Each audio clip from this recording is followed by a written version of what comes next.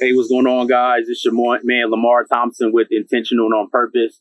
We're here with another video, and I just want to introduce you to somebody who's a friend of mine right now. His name is Coach Blackwell. We're just going to sit here. We're going to chop it up. But right now, I'm going to let him introduce himself. Thank you guys for tuning in. Again, thank you, Lamar, for inviting me. Yes, sir. I appreciate it. For those who don't know me, my name's DeCarlo Blackwell. My big thing is everybody know me as Coach Blackwell. I'm going into my 32nd year of coaching. A lot of people also know me from working with the Department of Corrections for 29 years. Okay. So I have an extensive criminal justice background, working in corrections, and then you mix that with 31 years of coaching track on the high school and club level. Right, and that's kind of where I'm at today. Okay. So I'm going to just ask you right off the bat, I guess kind of give me a little background of what led you into corrections and what led you into coaching. That's a good question. I guess I'll start early on. Okay. From Dayton, Ohio, like a lot of kids, I thought I would be a basketball player. Mm-hmm. I wanted to be a basketball player, but DNA said otherwise. Right. So I stopped growing after the 8th grade. Hit 5'9", that was it. Then, luckily I started running track as well. Okay. And track ended up being my sport. So luckily I was good enough, make it to state a few years with Dayton Dunbar, end up getting a scholarship to the University of Toledo. Okay. I explained to most people I was fortunate enough to be poor enough and athletic enough not to have student loans by the time I finished college. Yeah, which is a good thing nowadays. Which was a great thing. Yeah. So, those two things kind of worked for me. So how did I end up in corrections?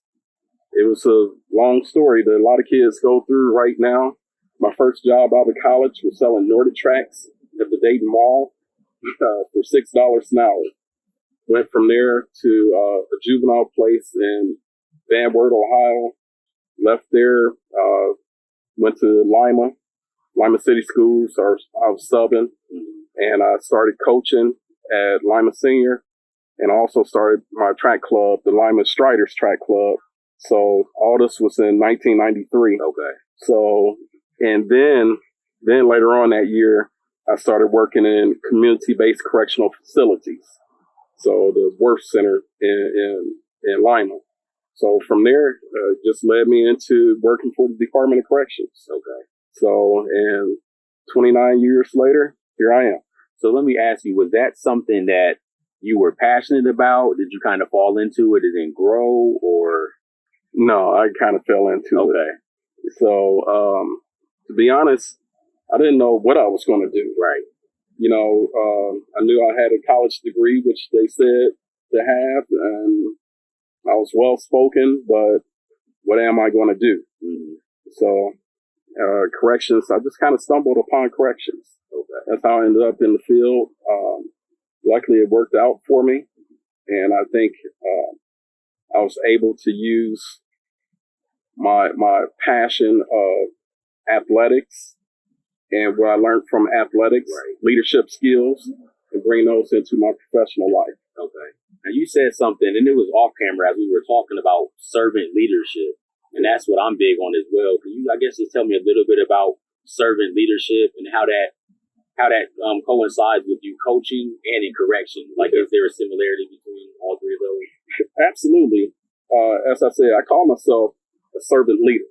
Okay, so I believe in servitude. Right. I believe in serving our community. And when I was working for the Department of Corrections, I believe in serving the community, which were the inmates. So servitude is something that always been big with me. I think I kind of learned that from my mother. My mother had a heart for people, right, had compassion for people, and that kind of spilled over into me, into the leadership styles that I have developed. So as I tell people, corrections and coaching all has went hand in hand. Right. I like telling people what to do, how to do it, when to do it. Same thing with education. It just kind of fits my personality style. Right. So and I just was able to blend that. Sometimes it worked at home, sometimes it didn't. Right. Yeah. But, it is who I am. I believe in leading from the front. Right. I believe in leading by example. And those are the things that I do. And as I tell my kids, I want my legacy to be one of, he served others. Right. He served his community. He served his family. So servitude is a part of my legacy. Okay. Now I want to ask you this, because as you said that, I thought about an interaction I had with a kid as I was, teaching them. I told them, I said, man, I'm here because I love you. And one of the kids jumped up and said, how can you love me? You don't even know me. And that's a form of that servant leadership. So I wanted to ask you, how do you continue to keep going when you're dealing with people who don't receive you, or you're dealing with people who disrespect you? You're leading people, but they're looking at you like, I don't want nothing from you. How did you continue to love people and be a servant leader when they don't receive you? That's a good answer. And again, I'm going to go back to corrections. Corrections taught me how to give myself a pat on the back, attaboy, and not looking for it from external sources. Right. So, you have to know that God has led you in a direction, and a lot of this feedback, a lot of these accolades you're looking for, they're not necessarily going to come. And the people that you're trying to reach, in prison, you have a captive audience, right?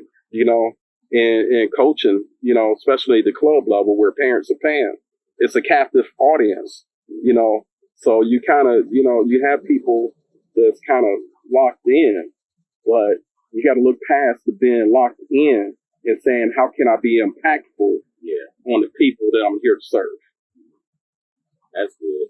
And I also want to ask too, I guess, how has it impacted you? Because I know as a teacher and as a counselor, sometimes I'm always giving, but a lot of times I'm receiving as well. So I tell the students, I'm learning more than I'm giving, and I think sometimes we feel like because we're in a position, we know everything, or because we're in a position, we have all the wisdom. But with this generation, there was a lot of things I had no clue what they were dealing with, and they dealt with things that I've never dealt with.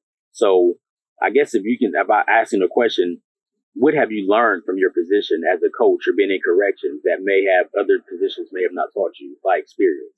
All right. When I came into corrections when I was 25, I can remember the inmates saying to me, Mr. Blackwell, you don't know anything. And I said, guess what? I didn't. So I was young and dumb in that profession. Okay. So a lot of things that I learned about corrections, I learned from inmates. Yeah. I learned from listening, by interacting, but also learned by studying, going to different trainings, by having mentors. Okay. So I think all that goes into a bowl of learning and figuring out, what is your leadership style? Yeah. How do I begin to reach individuals?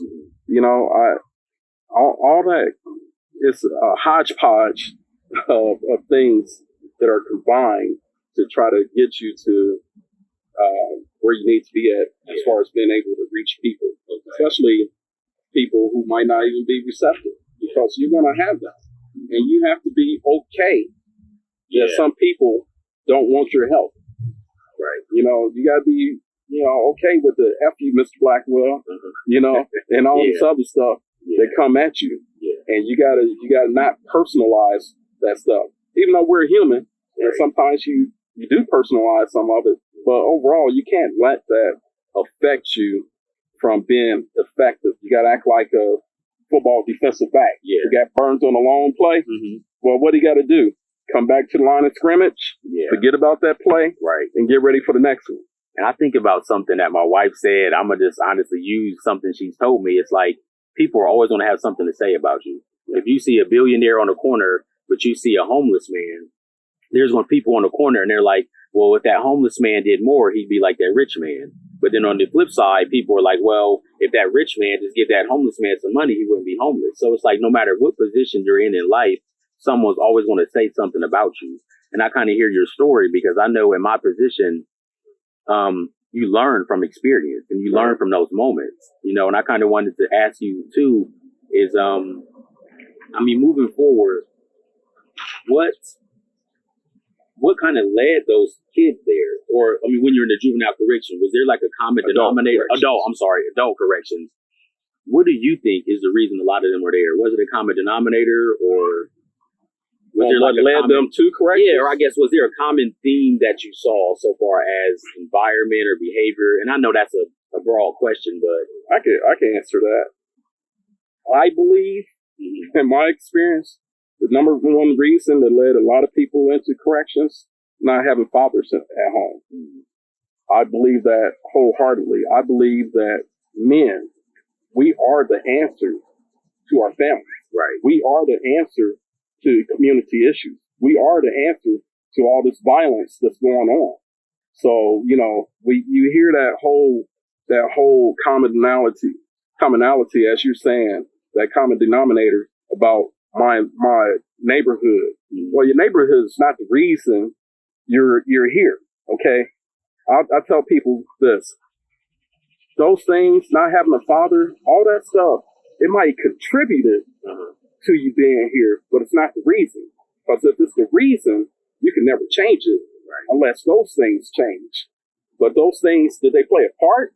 Yes. But ultimately, it still came down to the decisions that you made for yourself. Because if it didn't, that's saying, I can't change unless my neighborhood changes. Right. I can't change unless, you know, we got to take on the responsibility and make changes for ourselves. Yeah. You know, so we could have a lot of excuses, a lot of things. You know, a lot of people been through a lot of trauma in their lives, you know. But what are you going to do with that trauma? Yeah. What are you going to do with it? And that's good. I think about, when you said men, I think about that movie Courageous. I don't know if anybody has seen that or not. If you haven't seen that movie Courageous, I encourage people to watch it because it is a charge to men. Can I add something to that? Go ahead. Yes, sir. Not only should they see the movie Courageous, but they need to read the Resolution for Men. Yeah. That is my Bible for men. Yeah. The Resolution, and one of the classes I taught at the prison, Chain Breakers for Men, it's based upon the Resolution for men. And I would use that in that class. I personally went through that resolution. Me too. And I wrote it down and had that whole ceremony. Me too. And I did it in the prison. Okay. With the inmates. Yeah. And I'm glad I did it with them because I didn't separate myself from them. Right. Because at the end of the day, they're men and so am I. And that's what I love is, as men, we have a platform, but accountability, responsibility. Yes. Every time you say those words, it makes me check myself first. Yeah. Because I would not get in front of a camera or do anything for the world if I'm not doing it for my family first. Right. And I think we see a lot of that where people are preaching things or saying things, but those words nowadays are almost like cuss words. When you ask a man, are you accountable? Are you responsible? You know, do you hold yourself this way? You know, and we don't want to look inward. A lot of the men that I know and a lot of the young men, they make excuses or they blame everybody else. But it's not until you look in the mirror and say, what can I do? And that's why we have this platform. I want to share my personal experiences. I want to get men on who not only share their strengths, but their weaknesses. You know, so I'm glad you, me and my wife just talked about this last night because I was talking to my uncle about marriage. He's single. Clearly I'm married. I'm married. And I was talking about that there's even accountability to my wife. And he said to me, why do you need to be accountable? That's like being on parole. I said, no, it's not being on parole. I said, it's no different than me having brothers that I'm accountable to as well, where we're bouncing things off of each other to strengthen one another. You know, same thing with my wife, being accountability partners. You know, we have to be vulnerable in that position. But I think the only thing that's going to change a lot of the behaviors of men, it's not women. We got to call out each other and hold one another accountable in order to move forward.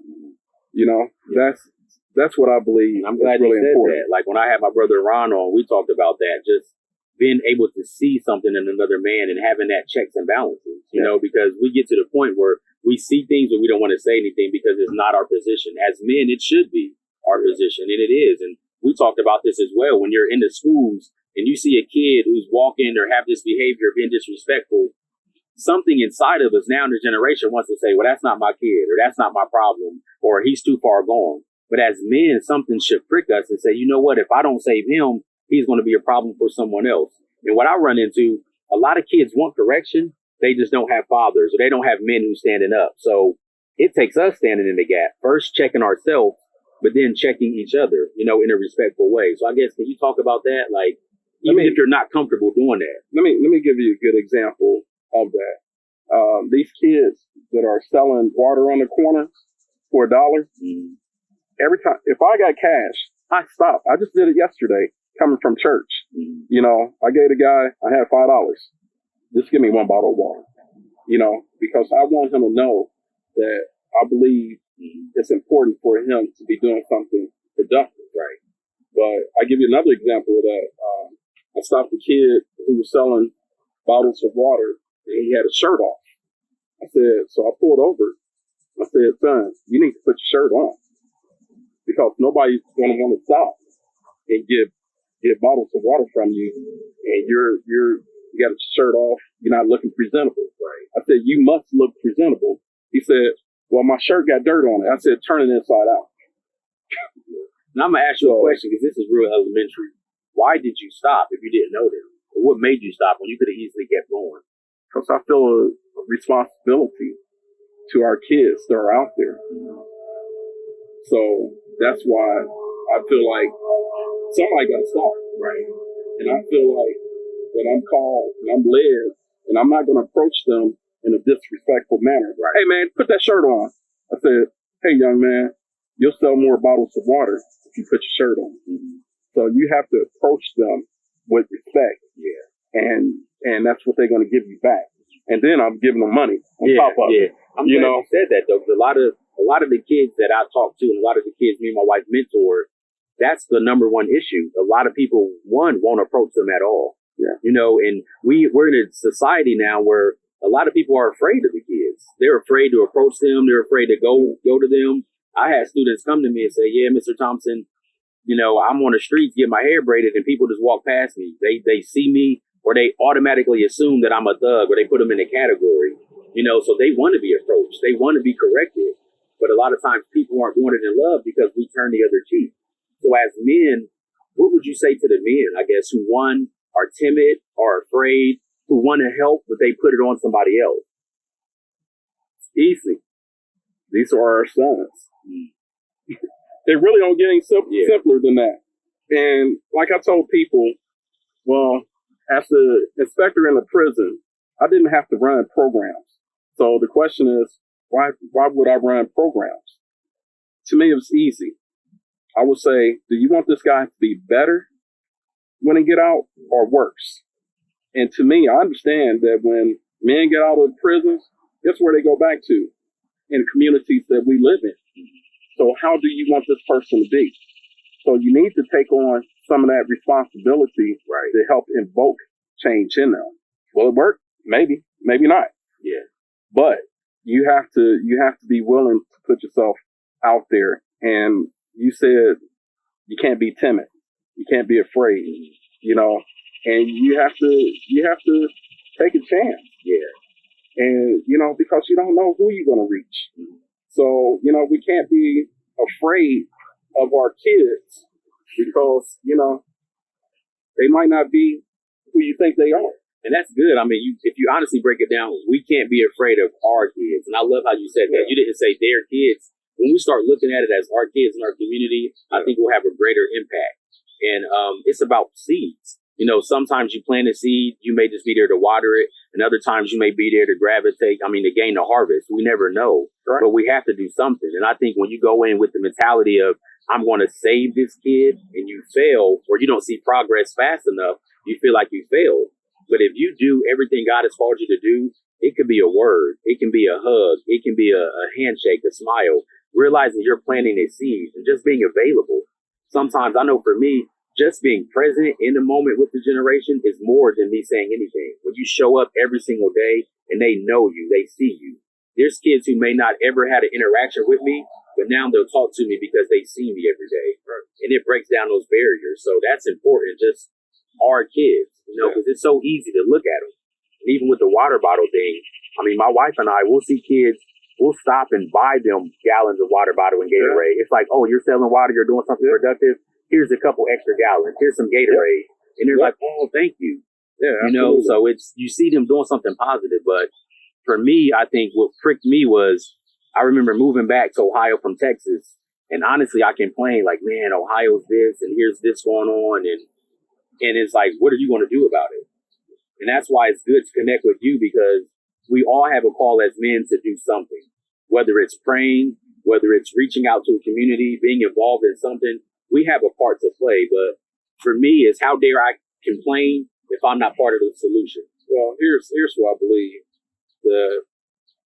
We pray, but we also got to have action. Mm-hmm. Yeah, we got to back that up with action. Mm-hmm. We can't just pray and sit back and wait for something to happen. Somebody else to do it. We got to push. Mm-hmm. Pray until something happens. Right. We got to push, but let's get involved with things. And another thing that you said that was with our boys, and I've done it to you. I'm a touchy-feely person. Uh-huh. So, our kids at my high school level, my little kids through the club, I am that put my hand on your shoulder. I am the give a hug to people. Yeah. I would talk to men like this. Probably should I? No, but that human touch, it was me. Yeah. Now, if I worked in corrections with women, I wouldn't have done that. Right. But working with men, I could say, look, bro, you need to change this behavior, blah, blah, blah, this, that, and other. And as you did that, I kind of felt and heard like it breaks down barriers, because when you touch somebody, especially another man, they're automatically going to have some sense of discomfort. Yeah. But in that discomfort, there's going to be healing, because they're dealing with a range of emotions. Right. I never had a father. I never had a man touch me this way. Or you want to be macho. Man, I don't hug. I don't do this. But that touch is powerful, because we all need it. And I think with men, I know as men, we don't express our emotion the way we should. Yeah. We're built to express emotion. We're built to raise families. We're built to cry. But for whatever reason, we put up barriers. So before we wrap up, I just want to kind of touch into that. Like, have you seen people that you started off coaching or started off correcting, and then the barriers broke down? Absolutely. I believe trust is a huge component. And what they say, when they know you care, they'll respond to it. Yeah. And I want to be like a coach like Ted Ginn up in Cleveland. And I can remember asking Coach Ginn, man, how do you get these guys to run through a wall for you? How do you, we're talking about Ted Ginn up in Glenville. How do you get them to run through a wall for you? And he said, trust. They got to trust you. And once they trust you, then and believe in you, then they'll do whatever for you.